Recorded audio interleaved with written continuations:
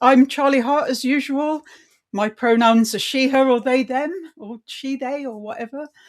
And I am joined today by Kathleen Helm, who is one of my friends from the Speakers Collective and from various places, actually. I think we've been connected on LinkedIn for a really long time.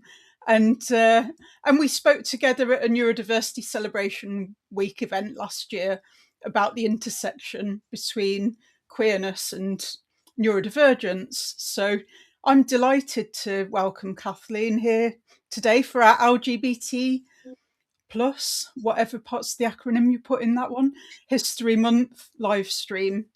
And please, could you introduce yourself, Kathleen? Yeah, thanks, Charlie. So my name is Kathleen. My pronouns are they, them. I am non-binary, pansexual, demisexual. I currently am in a relationship. I've been polyamorous. I'm autistic and ADHD, late diagnosed. Also have a chronic pain condition. I do speaking work with the Speakers Collective, like Charlie. I do a bit of training, and I'm also an ICF certified coach. Fantastic. There's a lot of strings to their bow. So you've got to multitask in this economy. Yeah. So I forgot to say, but I am bisexual or pansexual. I can make either definition fit. I'm gender non-conforming, and I'm autistic and ADHD, and I have complex PTSD.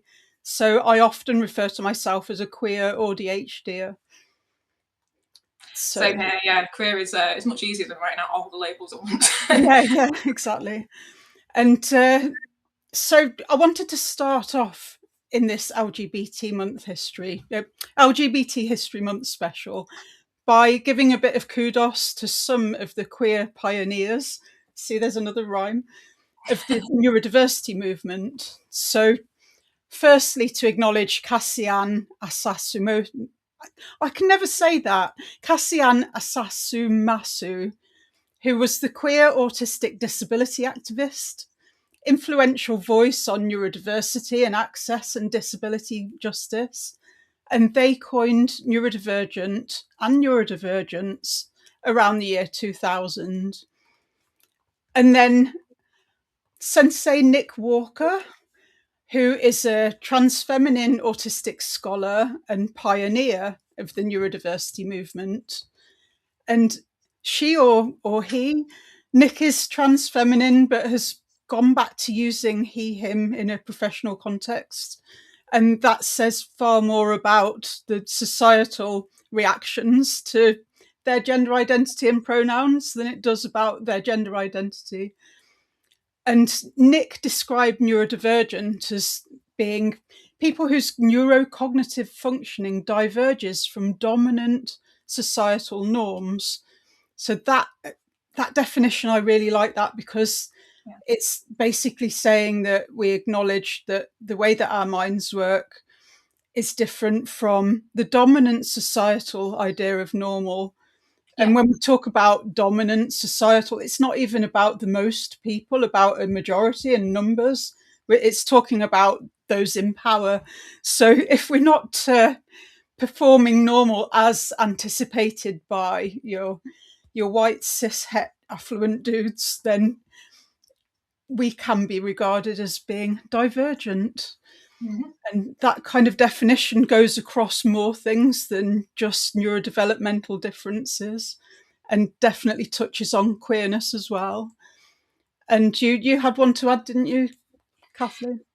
Yeah, and I would just say as well, like, to for those who might be new to the neurodiversity movement, this person, Sunny Jane Wise, they're a really great entry point. They explain what it is and what it isn't very clearly. And as you will know, Charlie, the neurodiversity movement in its first iteration isn't about specific diagnosis or conditions. It's about people whose brains work differently, who experience the world differently.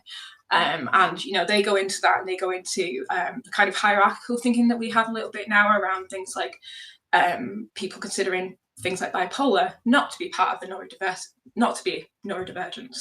And actually, if somebody's bipolar and they choose to identify as being neurodivergent under the neurodiversity paradigm, that's completely valid. Yeah. So yeah, they're just a really great kind of introduction, and they have a fantastic book on DBT skills, specifically for neurodivergent people, which I found very helpful at times. And there's a great quote from them. So they, to quote from them is, "Queer people are more likely to be neurodivergent, and neurodivergent people are more likely to be queer," which I think Definitely. we can definitely testify to. I think it's I do know exceptions, but it's an almost overlapping Venn diagram. And Sunny Jane Wise is someone who I pay a lot of attention to, because every one of their infographics is spot on. They never get anything wrong in terms of the terminology and definitions, and they explain it all really clearly and succinctly. So and definitely a good source. The original kind of philosophy behind the neurodiversity movement, and rather than the kind of somewhat divisive aspects that have come in more recently, where some people might consider only certain conditions to be neurodivergent, and some people are like, "Oh, we're all neurodivergent," and all of those kind of narratives. Explain all that. Great book called "We're All Neurodiverse." So. But it really frustrates me, and I did a post yesterday kind of ranting about this a bit, but that people think that you can conflate medical pathological terminology like condition or disorder with neurodivergence, because neurodivergence is a socio-political identity. It's deliberately inclusive, not exclusive, doesn't need to be gate-kept, and anyone who acknowledges that they function in a way that differs from society's idea of normal can use that label if they want to. So it's like neurodivergent condition doesn't make sense. It's mixing up two paradigms. Yeah, that's a really good point, actually. And I think, like, to add to that as well, another thing is that you can be neurodivergent temporarily. Yeah. So you're struggling with PTSD, you're perimenopausal, you're postnatal depression, etc. Like, and you can acquire neurodivergence as well as be born with it. And definitely have a look at Sunny Jane Wise Neurodiversity Smorgasbord, where they bring in other aspects that people often forget about, like hearing voices, having multiple personas, various things. And I could talk about this all day, but we're going to talk about queer stuff. So can I show them a t-shirt, by the way, and just explain it in case anyone's just listening? Yeah. Because I just think it's cool, and I think it's quite relevant to the LGBT History Month thing. So I've got a shirt on that has Jane Austen with some cool sunglasses on and a rainbow behind, and it says "More pride, less prejudice." I love it. I don't even know where I got it, unfortunately. And of course, Jane Austen knew that the real horrors in society is unexpected male visitors that you have to impress. I mean, frankly, any visitors, but especially. And I am wearing my Juicy Couture tracksuit because I get a real buzz out of buying things now that I couldn't afford when they were fashionable in the 90s. And I have a rainbow mural behind me, which I mostly painted myself, but the rainbow is a sticker. So, a bit late with the visual description there, but okay. So, I wanted to talk a little bit about, that's a nice segue, the double rainbow intersection. So not everyone likes this, but I do.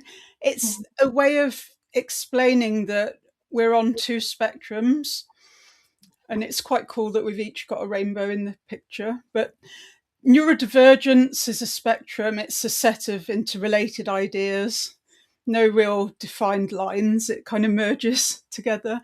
And so is LGBTQIA+. So if we are neurodivergent and queer, we can say that we live on a double rainbow on two spectrums. And what's really neat is both the neurodiversity movement and the LGBT pride movement use rainbow imagery. So the neurodiversity acceptance symbol is, for example, a rainbow infinity symbol. And obviously we have all the pride flags. And I found out about this when I first started researching the link after I tragically lost my son, who was autistic and queer himself, and I was looking into this correlation. So I discovered a charity in the USA called I've forgotten what they're called, Entwined, I think it was. And they had double rainbow imagery, and they were specifically trying to support neurodivergent and queer young people. And now we have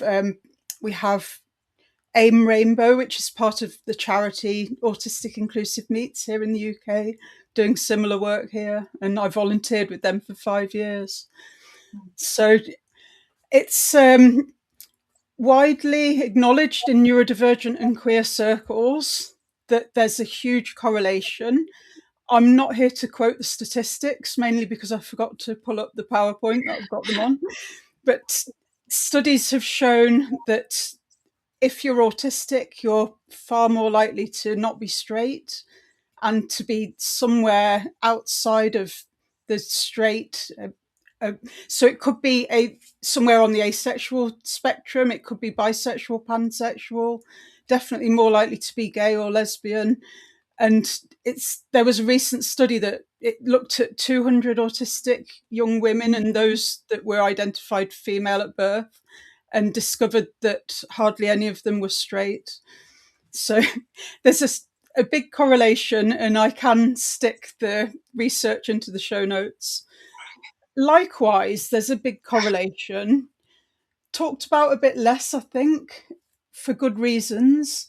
But there's a correlation between being autistic and being gender expansive or trans or non-binary or gender fluid or gender non-conforming like me. So when I say I'm gender non-conforming, basically I mean I'm a tomboy. Don't really identify as trans, but equally I don't feel comfortable being in gendered company like on a girls' night out.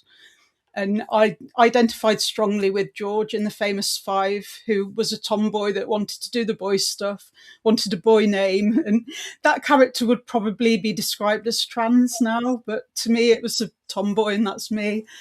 But it's not known whether there's a neurobiological link, and I hope no one ever researches and finds it, because I don't want us to be wiped out of the gene pool. And if you ask my kid, Jay, about why there's such a correlation between being autistic and LGBT, they would say, don't know, we just deal with it. And I think that is what we need to do. People need to accept us for who we are, because it's quite wonderful, actually. So if you've got anything to add to that, please do. But I was also going to ask, is being queer in its own way a form of neurodivergence? Yeah, and that's something that I've thought about before, because if you look back to kind of what the original philosophy of neurodivergent was, it's that your brain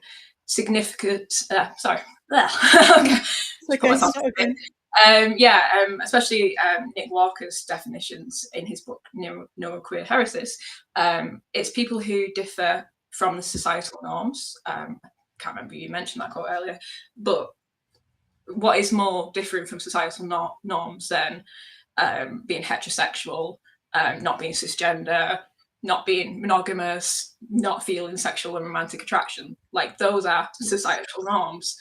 So, in a way, you could say that being queer is a neurodivergence, but I think also it's a little bit of a contentious point, because of how neurodivergence is seen as being linked to medical conditions, and also how being gay and trans and etc. has been pathologized. Like in this country, in the UK, it's only 1992 when it was that being gay was seen as taken out as not being a mental. I'm not explaining that very well. As not being a mental health condition. It was depathologized. Yeah. Sorry, what was that? It was depathologized. Yes, that's kinda. Kinda. That's what they still have gender dysphoria as a diagnosis, I think, and that's still pathological. Yeah. Yeah, and I mean, I remember there being a suggestion last year, and I don't think anything's come of it, but I remember there being a suggestion last year that when people are looking at trans affirming care, that they should be tested for autism because of the link. And is that sometimes when you link them together, and especially if you kind of talk of being queer, as being a neurodivergent, people then automatically jump into pathologizing, which obviously within the queer community is something we want to avoid, because we know that it's not that. There's so many threads I can pull on there, because there's, for example, there's a strong link between autism and connective tissue disorders like Ehlers-Danlos syndrome. It would be really useful if the medical profession could be more aware of that and use it to help with the differential diagnosis, rather than leaving people unidentified and struggling. So that's a good way that you can use a correlation. But what I think the trans autistic community are finding is that it's weaponized against them. So many trans women who I know who are neurodivergent don't talk about their neurodivergence, because they think it would be weaponized against them. If people thought that transness is just an autistic trait, that I think it would be trained out of them. I think there'd be more conversion going on and less acceptance. And kind of like that's what ABA is in a way. Yeah, isn't it? I mean, ABA is conversion therapy, definitely. Sorry, probably. They could do. They could use that information to help people by giving trans people the support that they need, trans and non-binary people, the support they need for their neurodevelopmental needs, and identifying gender dysphoria sooner, so that interventions can be done that could help. Like, for instance, my kids they went through puberty quite young, and then later realised that they're not cisgender, and we could have done with knowing a little bit sooner. So that could be really helpful information, but it's not. It's just weaponized against us. Yeah, and I guess the thing is as well, though, is that much as that's kind of the ideal, is that a child gets diagnosed autistic, and then if we started talking with that child about that, how do they feel about their gender, it's like bringing up the topic so they had the space to discuss it and to explore that. And then parents who might not be supportive of that might be against that whole idea. So it's very it's messy, isn't it? It brings to mind, I've been watching clips from Congress recently, which because I'm obviously a masochist. To be fair, though, specifically, a lot of them are of Jasmine Crockett, who is this amazing Black woman from Texas who absolutely just tears the Republicans apart. So it's actually quite, Oh, good. Yeah. But I was watching a clip recently, and the chairwoman of Congress referred to trans women in a conversation about trans rights as mentally ill men. Yeah. And this is the thing, this is across both of them, and this is something that Nick talks about again. We have this pathologizing of behavior, and this, this damage from the medical world, and people are carrying that with them. So and that mentally ill label, so it can be applied to psychiatric differences, but in a way that's really dehumanizing. And over here on Turf Island, we have often trans women referred to as biological males, which is nonsense, because all human beings are biological for a start, and trans women are women, and some small vitriolic group of, I don't know what their problem is, but they can't go around knowing someone's gender identity better than that person does. Yeah, well, I could go on. Which probably not. Let's move along. Before I start ranting and swearing. I'm curious about sort of like what came, like when you started to realise that the way you thought about the way you experienced the world was different, but also when you started to realise that like your sexual attraction and such was different, and that journey. That's a great question, thank you. So I always knew that boys and girls could both be attractive. When I was a kid, I didn't know about non-binary people, but there were people I found attractive. I mean, I don't think a 5-year-old starting primary school, I don't think it's like sexual attraction, but there were girls that I thought were pretty, and boys who I fancied, not really knowing what that meant. And this was not a phase. This continued. And it's only in my mid-teens, I think, when I was kind of getting stirrings and urges while watching Winona Ryder in Bram Stoker's Dracula and things like that, that I realised actually that makes me bisexual. It doesn't just mean that that girls are more attractive than boys, but they are. But I just think they're neat. Yeah. So the whole cast of the Mummy. Yeah. I was really quite late discovering about non-binary people and gender expansive people, I think. It's really, I already knew I was autistic, but I didn't know about the full gender spectrum. And then realising that I was attracted to the very, very infrequent back then non-binary representation in film and TV. Asia Kate Dillon in Billions. Billions, is it called? Yeah. And I thought, do you know what? Maybe I'm just attracted to all people, regardless of their gender. And then, was that something you found quite easy to accept? Or yeah, absolutely. Yeah, I think it's the default way of being, and that people may have just been brought up to be straight because it's the expectation. So I know quite a few people, including boyfriends and husbands, not mentioning any names, but quite a few people who have thought they were straight. And then when they've realised that they're neurodivergent and started reading around the subject, they've then realised that actually they're not that straight at all. They've just been brought up to be straight. I Het lag. Het lag. I love that. I'm gonna steal that. Yeah, I wonder slightly. I mean, I don't know about you, but as a kid, everything was but why, but why, but why.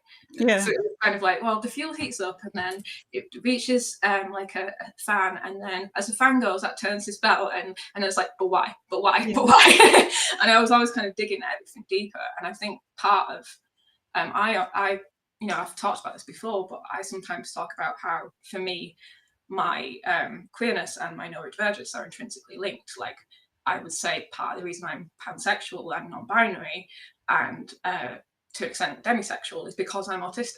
Yeah. And that's not saying that, and because we're getting into that. Getting into neuroqueer and gender and as well. But because of the way I see the world, I think I kind of looked around at the norms that were happening and went, but why? But why is it that way? Definitely. Like, why should I be with a man when I don't want babies? Yeah. Like, she's pretty and I like her. Yeah. So I kind of, it's my way of seeing the world.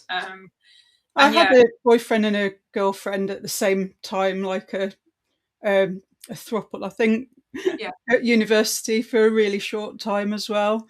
Right. So, but I've not had actual girlfriends, but that doesn't make me any less bisexual, because it's not about who you're with, it's about who you are.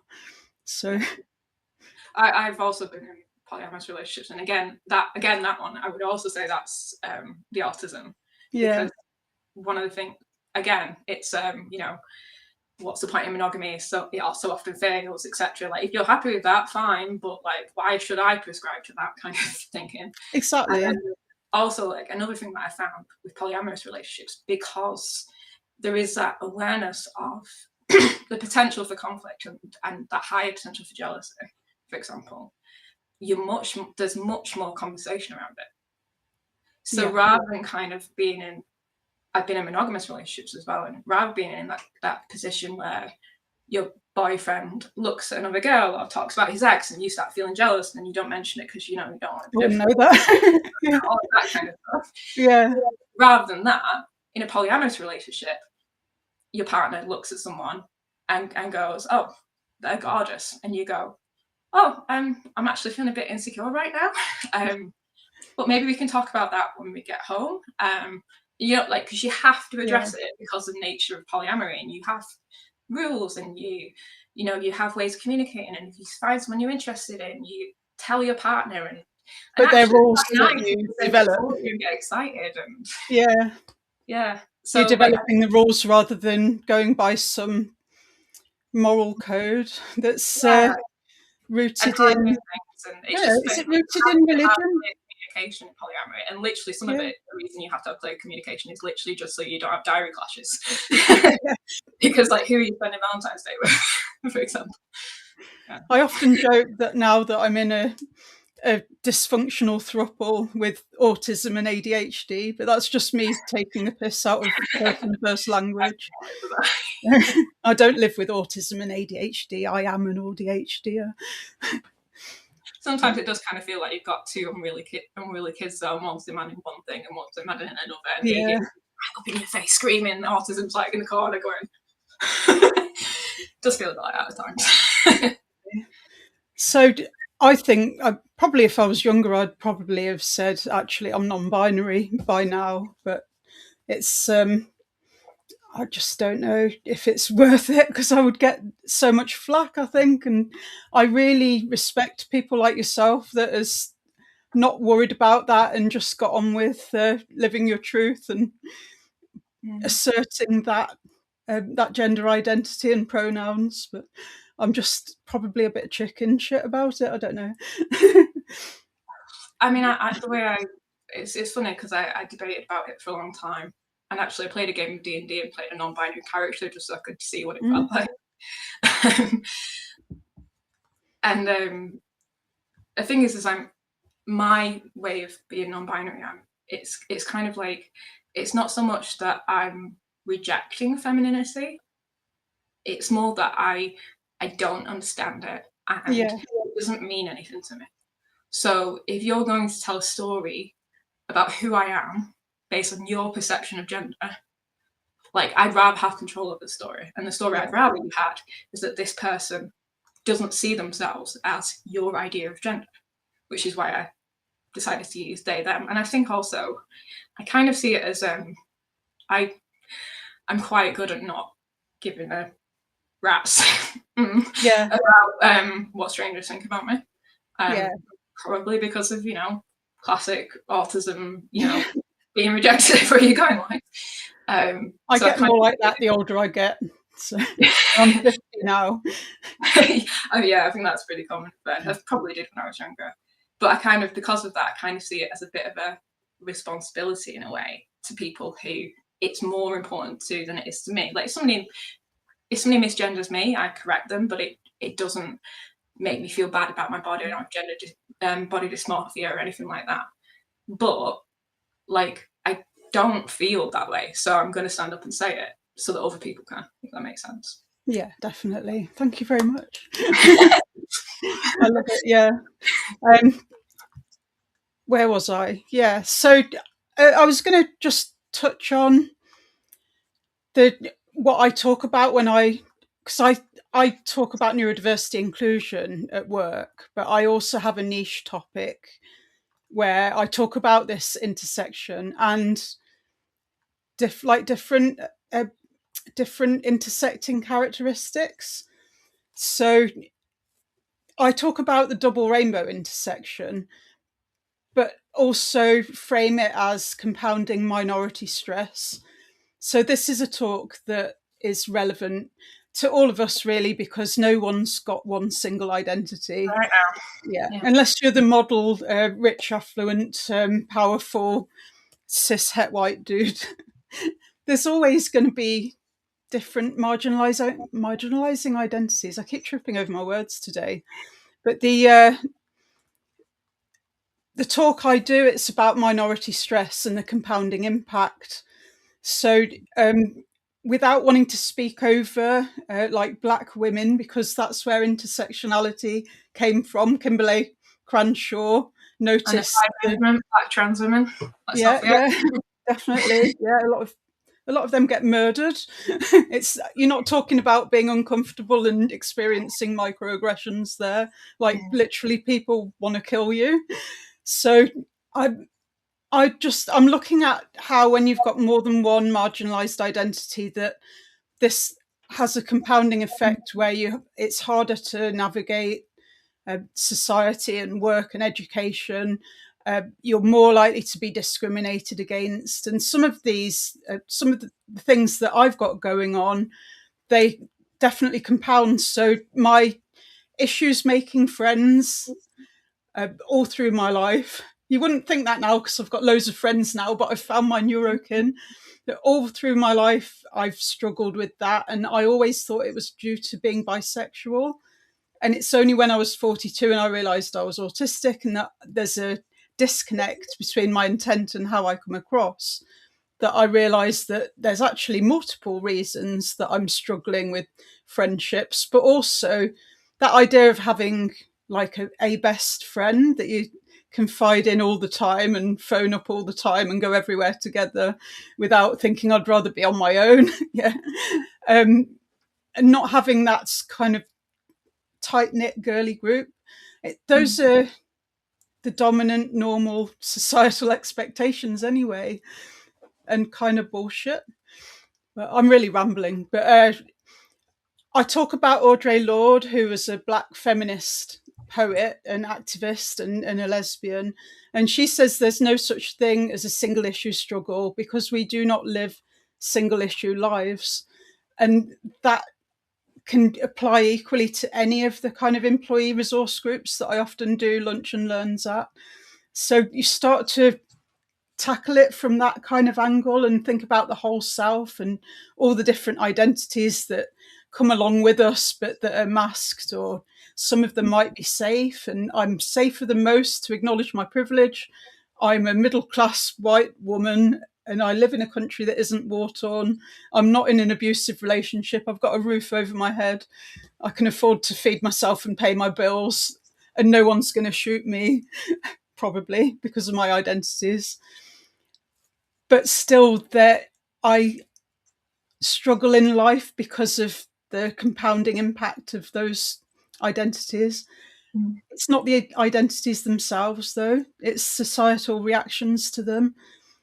And I do think that if people realised what a beautiful thing it is, the really broad diversity of the human experience and how interesting all these different facets to us as human beings is, and celebrated it, that we wouldn't have any of that. Yeah, and I think I just, touching on what you said, it's fascinating how these things intertwine and the ramifications of that in our lives. I mean, to bring the conversation back. But like, I have chronic pain.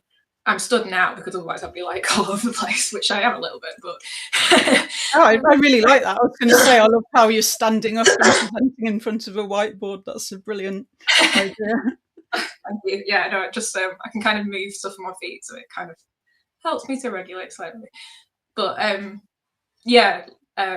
have chronic pain, and I will feel the fact that I'm stood up now later, but I'm doing it for my ADHD. But yeah, I have a chronic pain condition. I've had that since I was like 12 or 13. And it wasn't until after my ADHD diagnosis and medication and lots of coaching and therapy and all the rest of it that I realised that the biggest trigger for that is stress. And indeed, I think that's what triggered it in the first place. And also sensory stress. So now I take care of that more. My chronic pain is much better than it used to be. But I don't think it's going anywhere. I've had it 20 years. I've got a lifelong chronic pain condition because of the fact that I wasn't able to accommodate my needs when I was younger because they weren't recognised. And that's that compounding effect that you talk about. Definitely, yeah. So I have complex PTSD, and people often, if they hear I have PTSD, they might think that it's to do with my son dying. It was already there, actually. It had already been successfully treated. It's the compounding impact of bullying and being overwhelmed, and it's all of these things over time. And all the negative messaging and feeling like you're broken and saying the wrong thing, and so many different things happen, and it absolutely snowballs. But finding out that I was neurodivergent meant that I could start to implement coping strategies, and going self-employed particularly has meant that I can manage my energy better and allow more time to bounce back from things that will bring me down. And as a result, my PTSD is quite well under control. So I will still get hypervigilant phases where I feel like I'm under attack more than is probably reality. But kind of flashbacks and nightmares and that kind of thing is far less than it was. And I think you mentioned about after, finding out about your neurodivergence, being able to bring in things that worked for you. I mean, I'm a coach, and before I, went on my own journey of learning about my neurodivergence, I went to all the therapies. I did the CBT, I did the talking therapies, I did counselling, I did coaching, and none of it was landing with me because it wasn't designed for a brain that worked like mine.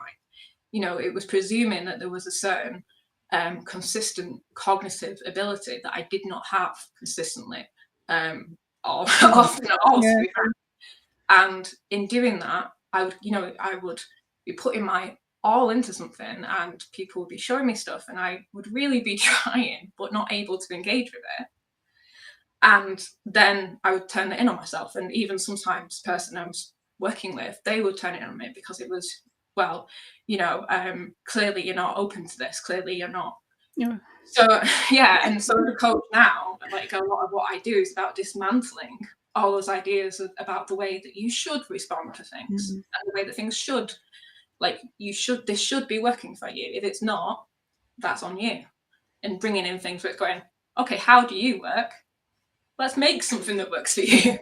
So yeah, that's something that's really close to my heart. Oh yeah, there definitely needs to be some kind of alternative to that which suits the way our brains are wired, but also acknowledges the uniqueness. Like a feedback loop where something's working and so you keep going down that route. I don't know. But I've had various counselling, I've done CBT and I've had psychoanalytical psychotherapy and everything. And the only thing that I've ever had that helped me was psychodynamic therapy. So I had a counsellor who, and this is before Iggy died as well, I had a counsellor who helped me process some things that had happened years before because she was trauma informed, and she very quickly realised that I'd got some traumas that I hadn't processed. And that was really life-changing for me. But CBT, I've dipped in and out of that, came up with some useful stuff, but mostly I think it's just gaslighting yourself. And so I'm suspicious of it. Yeah, and I think that's definitely true of a lot of neurodivergent people, because they have received it in a very kind of one-size-fits-all way. Yeah. And personally, I think there's a lot you can take from CBT, but you have to take it with in mind the fact that things like, for example, an autistic person feeling socially anxious, they have a valid reason for that. Yeah. They have been victimized in that situation, and therefore it's not just that their brain needs to get over itself. Yeah. It's completely valid. And I think not to minimize your experiences personally, but I think to a certain level, all neurodivergent people, even more so if they're late diagnosed, have a level of trauma from that. Yeah, because definitely. of the amount they've been told that the way that they're responding to things isn't right. Yeah.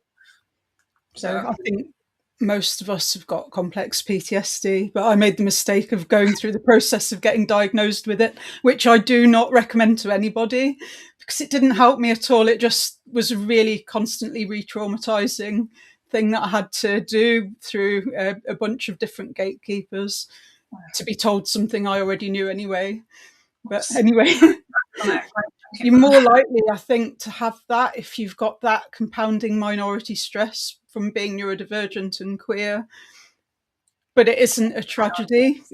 I really want society to be more accepting of the way that we are, so that we're not mocked about these differences and not discriminated against and not made to feel like we're not an acceptable human being. There's a lot of reasons to, right now, I've been really affected by everything that's coming out in America and everything, and that's a valid response. The world's a bit mad right now. Maybe it's a bit mad, and that's perfectly rational. Anyone that thinks everything is okay is probably deluded, actually. That's the insanity. So that kind of brings us on to why LGBT History Month still exists, why it's important, how it's different from Pride and all those other LGBT events. What do you think? So, I was thinking about this, and I was thinking about the fact that, I was born in 92. That was my birthday. Happy birthday. I was born in 92, and when I was kind of coming into adolescence, I grew up in quite a good phase. Things weren't perfect. People were still using slurs on the playground, but it was, we got gay marriage. Pride was loud, and people felt safer. And now we're coming back on that. And I think the thing about LGBT History Month for me is that it would have been easy for me to have felt like that's how it had always been. Yeah. And I think now that things are going backwards, we can kind of look back and learn from the lessons of our previous people.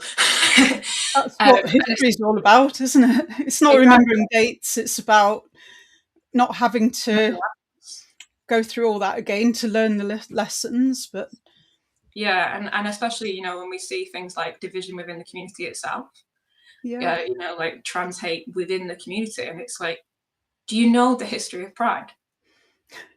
Do you know how much trans people have contributed to the cause that allows you to live out and proud? Yeah, I don't understand those. That's why it's so important. That small pocket of LGB without any of the other initials. Yeah. What the hell? You're not subverting any norms, are you? If you've got such a narrow worldview. Yeah. So I think, especially now when we're seeing the things that we're seeing. And I think the other thing I would say about that as well is that it's about allyship within communities, but it's also about allies without who are outside of the community. So, non-queer people, because without those people standing up now when things are starting to happen. Definitely. It's real repeat. I'm going to completely forget what this is called now, but like the recent news story about that lake that you can swim in London. Hampstead Heath, is it? That's it, yeah. So small group of TERFs who don't even live there tried to get their trans inclusive policy overturned.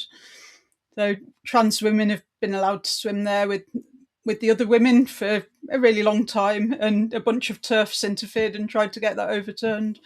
And 90% of people that actually use it were like, no, we're happy for trans women to be in our space. It's nice to have a good news story like that occasionally, but we need more of them, and we need more people standing up and saying that's not okay, even if it doesn't have anything to do with you. Yeah. For me, because I have teenage kids who are neurodivergent and queer as well, and so we were talking a little bit while we were preparing for this about the intergenerational differences. So, like, I'm 50. I know people in their 50s who talk about Section 52. Was it called? I'm trying to remember. That's right. The legislation that stopped people being able to teach about LGBTQIA in schools or even mention it. And that never affected me. I was born in 76. It probably did affect me, but I didn't know that's what it was. It's just we didn't talk about that stuff at school, and I had to figure it out for myself. It's not been that different for my kids. They've figured things out themselves, mainly because the sex education at school isn't very good quality. And like one of my kids who identifies as queer was told when they were 11 in a sex education class at school that you can't say queer, for instance. They came home and ranted to me about it. You know, I identify as queer, and my kids are really into spreading the word and getting messages out, and they do Pride, and we've marched at Birmingham and London Pride every year for about 4 years and brought some of their friends with them as well, and they think that's absolutely wonderful, and they're very loudly and proudly queer, and I absolutely love that. I can tell you're proud of them for Still that. getting some misunderstanding, so I'm just glad that I was going to say, I can tell you're proud of them for that, but I wonder if sometimes as a mother, with the boldness that's happening at the moment, sometimes that's a scary thing as well. Yeah. Yes, definitely it can be. I probably wouldn't encourage them to go out and proud as themselves in public if we lived in America. Yeah, and I can't imagine what that's like. No. And some people, it's not that simple to hide. Yeah. You know, some people can pass, or you know, yeah. Yeah, I've got my straight cis passing privilege as well to add to that list. Yeah. But the first time we marched at London Pride, I think it was 4 years ago, and just making our way to the meeting point from the station, quite naively wearing all of our Pride merchandise already. And I got stopped by somebody who called me a groomer. I was literally taking my own kids to Pride, which is something they'd asked me to do. They wanted to do it. And this is that neuronormativity thing, isn't it? Because if you were a groomer because you're queer and your children are queer, then a heterosexual person with heterosexual children, like, yeah. But no, because that's normal. Yes, so it's okay for them to ask 5-year-olds if they've got a girlfriend yet, and all of the cis het representation in TV and films is all fine, but yeah, even girls, little baby dolls, and like grooming them to be mothers, if you ask me. But that's another rant for another day. The thing is, I wouldn't be able to influence my kids on any aspect of their identity. I can't even influence them to put their cereal bowls in the dishwasher. Autistic kids can be really, really stubborn and forthright and very self-assured. And this is that good. There's such a big crossover, because when somebody goes, "No, you can't be that way," we go, "Screw you." So this is what we were talking about earlier with the weaponizing it against us thing. There is this eternal child bias where people think that if you're autistic, it means that you've got like a mental age of 12 or something and can't make your own decisions and can't know who you are. And every autistic kid I know is so sure of themselves and who they are, and they're getting increasingly good at boundaries. Yeah, so like on the non-binary front, I look back at when I was like a toddler, and at one point I was a flower girl for a wedding. So I had this blue taffeta dress, but I had my mum took me for some school shoes, and she wanted me to buy it. She showed me all these little pretty black shoes, and all that sort of stuff.